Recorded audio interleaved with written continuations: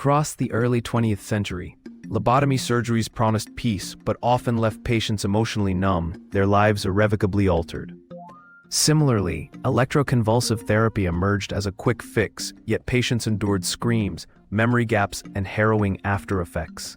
Venturing beyond, warlike cold baths and ice water tests shocked bodies into temporary changes while parents whispered about healing. Bloodletting and leaching flooded wards as physicians chased imbalance, leaving many weakened, anemic, and skeptical about any cure. Even metal vapors and toxic metals were prescribed to purge minds, a grim reminder that science can falter before compassion.